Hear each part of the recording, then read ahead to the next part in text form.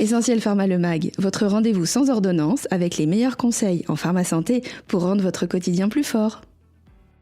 Bonjour à toutes et bonjour à tous et bienvenue dans votre nouveau numéro d'Essentiel Pharma, le podcast qui décrypte l'actualité et les bons réflexes de santé. L'été est là, on l'a bien vu, et le soleil brille. Et je parie que beaucoup d'entre vous ont déjà les yeux rivés sur le calendrier et les valises à moitié ouvertes au milieu de la chambre. Bonjour Sophie. Bonjour Pierre, bonjour tout le monde. Et oui, les vacances approchent à grands pas. C'est le moment de décompresser, de changer de rythme. Mais attention, qui dit changement de climat, d'alimentation ou d'environnement, dit aussi petite rupture de repères pour notre cher organisme.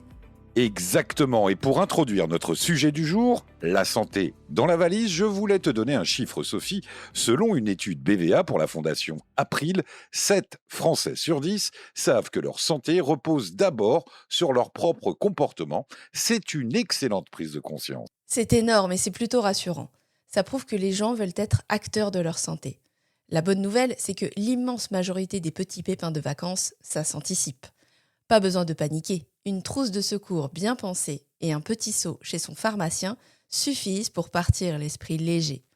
Alors aujourd'hui, dans Essentiel Pharma, on vous donne la feuille de route pour un voyage serein. Alors Sophie, si on veut appliquer ce fameux principe de l'anticipation, on commence par quoi ? Parce que faire sa valise la veille à 23h, j'imagine que ce n'est pas la meilleure option. Ah non Pierre, clairement pas. La préparation valise santé, ça commence parfois plusieurs semaines avant le décollage. La toute première étape, c'est le carnet de vaccination.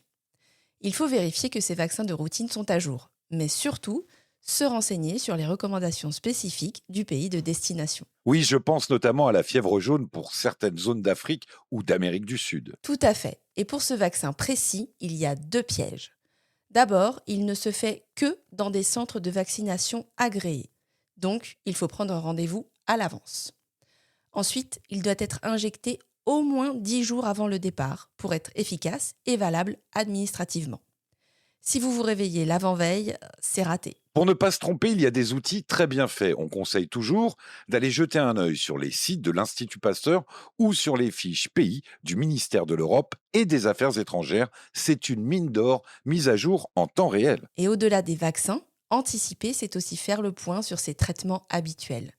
Si vous avez une maladie chronique, du diabète, de l'hypertension, assurez-vous d'avoir des stocks suffisants pour tout le séjour et même un petit rab au cas où votre vol de retour serait décalé. Bon, passons au cœur du réacteur, la fameuse trousse de secours. On y met quoi ? Inutile d'emporter toute sa pharmacie non plus, je suppose. Non, l'idée c'est d'aller à l'essentiel, mais de ne rien oublier d'important. On commence par la base, vos traitements personnels, impérativement accompagnés de leur ordonnance. Ensuite, les indispensables pour les bobos du quotidien. Un désinfectant, des compresses, des pansements de différentes tailles, un thermomètre, une bonne protection solaire et un répulsif anti-moustique. Et pour la douleur ou la fièvre, on glisse un antalgique classique comme le paracétamol. Oui, mais alors là, Pierre, tu me tends une perche parfaite pour introduire une mise en garde cruciale de l'ANSM, l'Agence nationale de sécurité du médicament. Dans ses récentes recommandations de l'été 2026 sur les fortes chaleurs, l'ANSM rappelle un point très peu connu. Attention à l'automédication par paracétamol en cas de coup de chaleur. Ah bon ? Alors explique-nous ça parce que c'est le premier réflexe de tout le monde en cas de mal de tête après une journée de soleil. Je sais, mais si votre mal de tête et votre fièvre sont causés par un coup de chaleur, c'est-à-dire que le système de régulation thermique de votre corps est débordé, le paracétamol est non seulement inefficace, mais il peut aggraver l'atteinte au foie qui est parfois associée au coup de chaleur. Même chose pour les anti-inflammatoires comme l'ibuprofène ou l'aspirine qui peuvent perturber le fonctionnement des reins déjà sollicités par la déshydratation. Donc, si on a un coup de chaleur, on se met au frais, on s'hydrate, on s'humidifie la peau et si ça ne va pas, on appelle les secours, mais on ne se jette pas sur les comprimés. C'est une excellente précision. La NSM insiste aussi beaucoup sur la conservation physique des médicaments pendant le voyage, non ? Absolument. La chaleur peut altérer l'efficacité des molécules sans que cela se voie à l'œil nu. Les médicaments qui doivent normalement être gardés au frais, c'est-à-dire entre 2 degrés et 8 degrés comme l'insuline, doivent voyager dans une pochette isotherme réfrigérée, sans toucher directement les blocs de glace pour ne pas congeler. Pour les autres, dits à température ambiante, évitez absolument de les laisser dans le coffre ou l'habitacle d'une voiture garée en plein soleil. Utilisez un sac isotherme simple pour limiter les chocs thermiques. Et j'ajoute un autre point de l'ANSM. Pour la plage, attention aux médicaments photosensibilisants. Certains gels, comme le kétoprophène, ou traitements par voie orale réagissant avec les UV et peuvent provoquer de graves brûlures ou des allergies cutanées. Lisez bien la notice avant de vous exposer. Parlons logistique. On a notre trousse, on est dans l'avion ou dans le train. Où est-ce qu'on la range ? Règle d'or absolue. Tous vos traitements vitaux ou indispensables vont dans votre bagage à main. Jamais au grand jamais en soute. Si la valise s'égare à l'autre bout du monde ou si la soute subit des températures négatives extrêmes, vous seriez dans une situation très compliquée. Et pour passer la douane sans encombrement ? Demandez à votre médecin de rédiger votre ordonnance en utilisant la DCI, la dénomination commune internationale. C'est tout simplement le nom scientifique universel de la molécule active, pas le nom commercial de la marque française. Un douanier ou un médecin à l'étranger ne connaîtra peut-être pas votre marque de médicament, mais il reconnaîtra immédiatement la DCI. Autre point de vigilance, renseignez-vous sur la législation du pays d'accueil. Certaines molécules très courantes chez nous, comme certains somnifères, anxiolytiques ou antidouleurs puissants, les dérivés opiacés, sont strictement interdits ou ultra réglementés dans des pays comme le Japon, les Émirats arabes unis ou l'Indonésie. Parfois, il faut une attestation spéciale de l'ANSM pour voyager avec.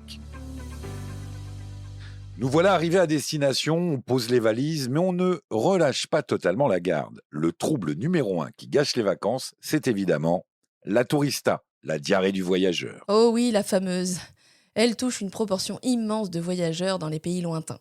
Là encore, la prévention repose sur des règles d'hygiène simples mais strictes. On ne boit que de l'eau encapsulée, on l'ouvre devant vous ou traitée. On bannit les glaçons qui sont souvent faits avec l'eau du robinet. Côté nourriture, on privilégie le bien cuit et le servi chaud. Pour les fruits et légumes, c'est la règle d'or, lavez-les, pelez-les, cuisez-les ou oubliez-les. Et si malgré tout la tourista s'invite au programme, Sophie ? Le risque majeur, c'est la déshydratation, surtout chez les enfants et les personnes âgées. Il faut boire abondamment et utiliser des SRO, les solutions de réhydratation orale qu'on devrait toujours avoir dans sa trousse. En revanche, si la diarrhée est accompagnée d'une forte fièvre, de sang, ou qu'elle dure plus de 48 heures, on ne cherche pas à s'automédiquer, on consulte un médecin local. Deuxième ennemi juré du voyage, le moustique. Et là, ce n'est pas juste une question de démangeaison. Non, dans beaucoup de pays tropicaux, ils transmettent des maladies sérieuses. La dengue, le chikungunya, le paludisme. La protection, c'est votre armure. Répulsif cutané adapté à la zone, vêtements couvrants clairs en soirée et moustiquaires. Pour certaines zones, un traitement préventif contre le paludisme est nécessaire. Parlez-en à votre médecin. Et rappelons que le moustique tigre est désormais bien installé chez nous en France métropolitaine, donc ces réflexes anti-moustiques, ils s'appliquent aussi si vous passez vos vacances à la maison. Un mot sur le retour, Sophie ? Oui, la vigilance continue même après l'atterrissage. Si vous avez de la fièvre, une fatigue inexpliquée ou des troubles digestifs dans les semaines qui suivent votre retour d'une zone tropicale, consultez immédiatement un médecin. Et surtout, précisez-lui d'emblée que vous avez voyagé. Certaines maladies comme le paludisme peuvent incuber et se déclarer à distance du voyage. C'est noté pour conclure cet épisode s'il y avait un seul réflexe à adopter avant même de fermer sa valise, Sophie. Poussez la porte de votre pharmacie. Le pharmacien est un professionnel de santé accessible, sans rendez-vous. Il va vous aider à composer la trousse idéale adaptée à votre famille, vérifier que vos produits anti-moustiques sont adaptés à votre destination, ou encore vous conseiller pour éviter le mal des transports. Bref, quelques minutes de conseils à l'officine, c'est la garantie de vacances beaucoup plus sereine. Merci infiniment, Sophie, pour toutes ces explications claires et ces rappels essentiels de l'ANSM. Bon préparatif de valise à toi et excellentes vacances à tous nos auditeurs. Merci Pierre, bonnes vacances à tous, partez prudents et profitez bien. On se retrouve très vite pour un nouvel épisode d'Essentiel Pharma. D'ici là, portez-vous bien et n'oubliez pas, votre santé voyage avec vous. Essentiel Pharma, votre réflexe santé.